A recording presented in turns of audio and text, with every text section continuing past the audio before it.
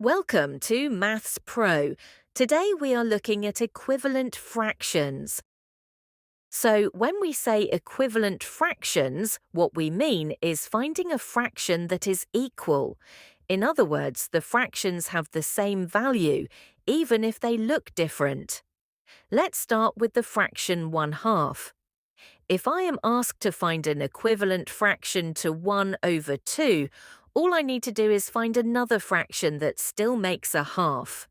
Now, let's try 1/3. Is 1/3 the same as 1/2?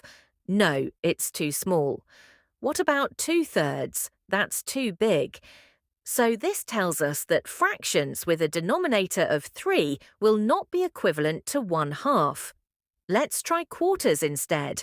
If I divide something into 4 equal parts and shade 2 of them, I get 2 quarters. 2 quarters looks exactly the same as 1/2. So we can say 2/4 is equivalent to 1/2. Now let's try another example. We want to find an equivalent fraction to 1/3. Is 1/2 equivalent? No.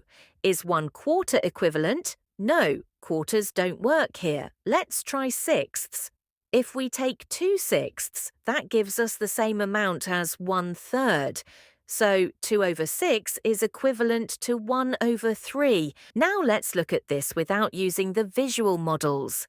Here we have the fraction 3/4, and we've been asked to find the missing numerator to complete the equivalent fraction.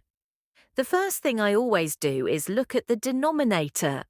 I ask myself, what have they done to the bottom number? We started with 4 and now it has become 16. So how did we get from 4 to 16? We multiplied by 4. When we multiply the bottom by a number, we must also multiply the top by the same number. So now I multiply the numerator. 3 multiplied by 4 gives me 12. That means the equivalent fraction is 12/16. 3/4 and 12/16 may look different, but they are equal in value, so they are equivalent fractions. Let's look at another question. This time we are asked to give another equivalent fraction for 2/5. From the previous question, we already know the rule. Whatever we do to the bottom, we must do to the top. So I'm going to choose a number to multiply by. Let's multiply both the numerator and the denominator by 3. 2 multiplied by 3 gives me 6. 5 multiplied by 3 gives me 15. So my new fraction is 6/15. Because I multiplied the top and the bottom by the same number, the value stays the same.